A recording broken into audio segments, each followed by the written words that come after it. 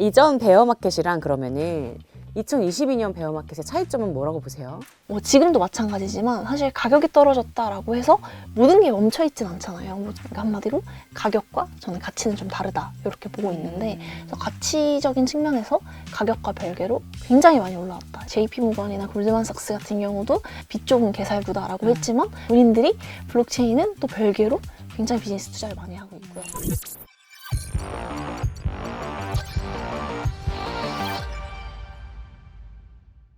그럼 기관 투자자들도 좀 요즘 관심이 어떤 것 같아요? 근데 사실 뭐 열 수가 없잖아요. 법인 맞아요, 계좌를 맞아요. 열어주지 않기 때문에 네, 맞아요. 쉽진 않지만, 근데 개인적으로 투자를 안 하시는 분들도 많이 없는 것 같아요.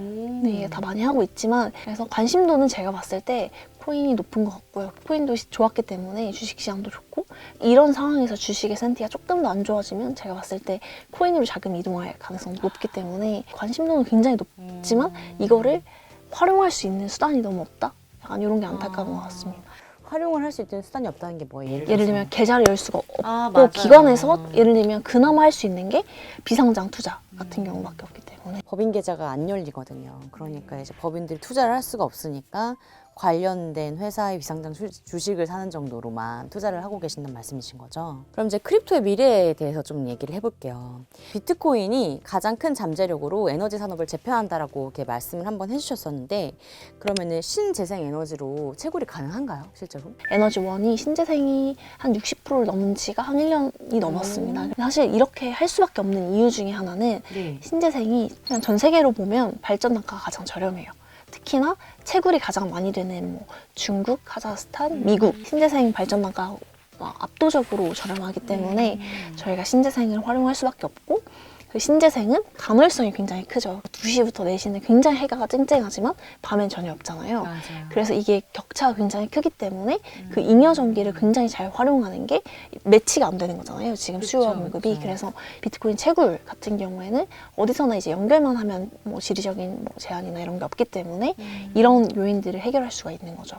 그리고 신재생의 침투율이 높아지는 건 사실 모든 국가들이 마찬가지잖아요. 이 비중 자체가 높아지니까 비트코인 채굴도 훨씬 더 유연하게 적용이 가능하다. 그러면 신재생 에너지로 그 비중을 더 높아질 수는 있다고 보세요? 지금도 60% 작년에 말씀하셨는데. 네, 저는 더 높아지는 게 당연하다라고 생각을 하고요. 예를 들어서 호주나 북유럽 이런 지역들을 보면 100%로 신재생으로 채굴하는. 미국에서 제가 알기로 그 채굴 관련해서 이 환경을 오염시키는 채굴은 이거를 좀 이렇게 규제하는 법안이 EU에서 아마 그런 발의를 했을 거예요. 아직 통과는 된 건 아니지만 검토를 하고 있는 단계이고요. 근데 이제 뭐 그런 부분들을 뭐 발전원을 바꿔도 되지만, 텍사스 같은 경우에는 애초에 굉장히 저렴하게 공급을 해요. 같은 경우 아예 너네가 크게 와라 그러면 일자리 창출까지 되는 거잖아요. 아예 산업단지로 이제 키우려고 하는 거죠. 그래서 훨씬 더 저렴하게 하고 있기 때문에 오히려 신재생으로의 전환은 더 빠르다라고 저는 생각을 하고 있습니다. 근데 저는 약간 궁금한 게, 그냥 환경 오염적인 측면에서는 당연히 신재생 에너지로 이렇게 하는 게 좋고 규제를 안 받을 수 있으니까 더 좋은 건데, 채굴 단가가 낮아지는 게 비트코인 가격에 영향을 미치나요? 단순하게 생각해보면 이제 그게 적용이 되는 게 맞죠. 왜냐면 비용이 낮아지면은 던지는 가격이 훨씬 더 낮아지는 거잖아요. 중국이 2020년도에 아마 5월 정도에 채굴을 아예 중단을 시켰었어요. 그러면서 아예 마이그레이션을 다 미국으로 한 케이스인데, 처음에는 이게 악재라고 생각해서 다 파니까 떨어졌지만 장기적으로는 오히려 비트코인 가격이 오르는 이제 일이 됐는데, 그 이유가 중국 같은 경우에 공산주의잖아요. 불법으로 전기를 이렇게 사용하게 해주는 게 많았어요. 그러다 보니까 얘네들 채굴업자들 입장에서는 공짜로 얘네들을 한 거죠. 얘네들은 약간만 가격이 올라도 가격을 다 던져버리는 거예요. 덤핑을 해버릴 수 있는 거죠. 그러면 이제 그게 대규모로 가격을 던지면 비트코인 전체 가격은 계속 하락하는 케이스니까 이제 사실 그게 정말 저렴하게 하는 게 좋지는 않은 거죠. 다만 이게 발전원을 그렇게 썼을 때 환경오염이나 탄소 배출량이 적다라는 거지, 사실 전기나 뭐 대부분의 비용들은 다 이 채굴업체들이 다 이제 부담을 하고 있기 때문에 불과 몇 달 전만 하더라도 얘네들이 다 전부 다 적자였습니다. 그래서 이게 불법으로 하지 않는 이상은 다 비용을 지불하는 거죠. 그러니까 채굴 단가가 낮아지면 비트코인이 가격이 낮아질 가능성이 큰데, 근데 이제 그냥 환경적인 측면에서 어쨌든 걱정되는 이슈들이 많이 사라지니까. 그리고 사실 그게 가격이랑은 조금 다른 얘기인 거죠. 왜냐하면 그쵸. 그 에너지원이 애초에 발전 단가가 저렴하니까 그 에너지원을 쓰는 거지 그렇다고 해서 비용이 채굴 비용 자체가 낮아지는 건 아니니까. 구독자분들이 관심을 많이 가지실 FOMC 이제 저희 이번 해 전망 한번 해볼까요?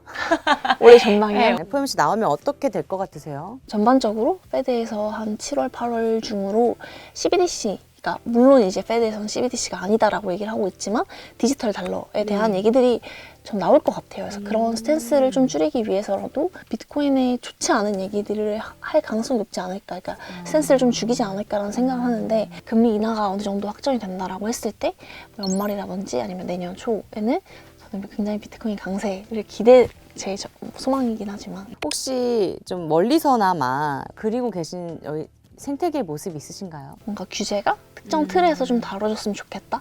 최근에도 보면 이제 가상자산 관련한 이제 법안이 올라오긴 했잖아요. 네, 맞아요. STO도 사실 자본시장법으로 이제 들어왔기 때문에 관심을 더 많이 받은 거고, 그래서 가상자산도 디지털 자산법 요게 좀 빨리 제정이 된다라고 하면 오히려 저는 이건 악재가 아니라 굉장히 큰 호재로 시장에서 받아들이지 않을까라는 생각 때문에 오해들이 너무 많은 것 같아요. 그래서 좀 아쉬운 게 역시 코인 약간 이런 얘기들이 들릴 때마다 사실 엄밀하게 따지면 그렇지 않거든요. 그런 게 좀 굉장히 아쉬웠는데 그래도 어떤 테두리가 좀 생겼으면 좋겠다. 그쵸. 사실 법 안으로 들어온다는 게 자체가 이제 룰이 생긴다는 건데 그 룰 안에서 어쨌든 할 수 있다면 정식적인 자산으로 투자처로 어쨌든 인정을 받는다는 거니까 멀리 봤을 때는 저도 좀 좋다라고 생각을 하고 있습니다. 그 증권사에서 좀 근무하시니까 STO 관련해서 하나만 더 여쭤볼게요. STO 만들어져가지고 사람들이 이거 뭐지? 라고 막 이렇게 생각을 하시는데 STO 시대가 크립토 업계에는 어떤 영향을 미칠 거라고 생각하세요? 뭐 자본시장 쪽은 사실 확장되는 게 맞는 것 같고 크립토 업계에는 어떤 영향을 미칠 거라고 생각하세요? 사실 어디까지 확장이 되냐에 따라서 굉장히 좀 달라지는 것 같은데, 단기적인 시야로 보면은 사람들이 그러면 뭐 코인 다 상폐해야 되는 거 아니냐, 그렇게 보기에는 너무 단편적인 얘기인 것 같아요. 이번 기회를 통해서 좀 증권을 저희가 이제 뭐 네거티브랑 포지티브 해석으로 한다라고 했을 때 이제 국내는 딱 이것만 해당이 돼라는 범주이잖아요. 좀 그런 게 좀 해소될 수 있는 하나의 측면인 것 같아서 일단 지금 단기적으로는 당연히 저희가 퍼블릭 체인이 아예 안 되잖아요. 프라이빗 체인으로 구동이 되기 때문에 저희가 코인과 굉장히 구별이 될 것 같은데, 조금 더 장기적으로 보면 어쨌든 이게 각각의 이 유통 사이드를 다 넘나들어야 되기 때문에 뭐 브릿지라든지 혹은 뭐 이런 기능들이 있어야 되거든요. 그래야 활성화가 사실상 되고 거래량이 나오는 거기 때문에 그런 측면으로 보면 전체적인 가상자산의 어떤 지위라고 해야 되나요? 이제 뭐 그런 게 좀 한 단계 올라가는 계기가 되지 않을까 이렇게 보고 있습니다. 어쨌든 옆에서 열심히 달리니까 함께 성장할 수 있겠네요. 그렇죠? 예를 들면 약간 자본시장법에서 이걸 다 지금 바꾸는 거잖아요. 지금 상반기에. 근데 그렇게 되면 무조건 코인도 저희가 지금 가상자산의 범주가 적용받고 있는 법이 아예 없잖아요. 디지털 자산을 통해서 할 거다라는 얘기만 했거든요. 근데 이걸 무조건 제정할 수밖에 없어요. 왜냐면 STO를 하게 되면 그러면 여기에 포함되지 않는 애들에 대한 어떤 권한도 이제 부여가 되어야 하기 때문에 그래서 그런 측면에서는 오히려 저는 더 좋은 것 같습니다. 너무 좋은 말씀 감사드리고요. 저는 개인적으로 궁금한 거는 요즘 가장 관심 있는 크립토 관심사가 어떻게 되세요? 좀 STO를 계속해서 약간 이런 비즈니스는 될까 안 될까 이런 거 좀 고민하고 있었던 것 같고요. 그리고 두 번째로는 이제 CBDC에 대해서 모든 국가들이 도입을 할 것 같은데, 그렇게 됐을 때 비트코인이 반사수혜를 볼 것 같거든요. 왜냐하면 너무 중앙화된 거에 대한 이제 어떤 사람들이 네, 그쵸. 이제 그런 것 때문에 이런 상품들이 오히려 더 많이 나올 것 같은데, 그리고 이제 가장 중요한 건 저도 돈을 벌어야 되기 때문에 이제 어떤 코인을 살까. 네, 이제 저 레이어 2 코인들 많이 보고 있고. 레이어 2에 관심이 많으시군요. 많이 올랐잖아요, 그 레이어 2. 네, 그래서 관심이 많이 생겼습니다. 더 오를 수 있다라고 보시는군요. 네, 그래서 약간 거기 변화가 또 올해 많은 것 같더라고요. 그래서 이제 공부를 많이 해봐야겠다라고 생각을 하고 있습니다. 나중에 CBDC랑 관련해가지고 나중에 한 번 더 얘기 나눠봐요. 네, 알겠습니다. 네, 오늘 저희가 준비한 소식은 여기까지입니다. 연건이 감사합니다. 다음에 또 뵙겠습니다. 오늘 그 전통 금융 출신이 바라보는 크립토 시장에 대한 관점에 대해서 좀 얘기를 해보려고 하는데요. 어떻게 싸게 잘 사고 뭐 어떻게 잘 팔 건가를 우리가 고민을 해야 되는데, 이제 첫 번째로는 비트코인 반감기입니다. 과거 반감기들을 보면은 1년 정도 동안 어떻게 전개될지에 대해서 어느 정도의 좀 감을 잡을 수 있다. 남아있는 그 내년 4월까지 반감기 사이에는 지난 고점까지는 가기가 어려울 것 같고 그 사이에 어느 정도의 변동성은 보일 것 같다. 두 번째 같은 경우는 이 비트코인 MVRV라는 이 MVRV가 1이다라고 하면 주식 PBR이 1인 것과 좀 유사하다라고 보면 되고 1보다 낮으면 이제 좀 저평가인 거죠. 그러면 현재 MVRV가 비트코인 MVRV가 얼마냐?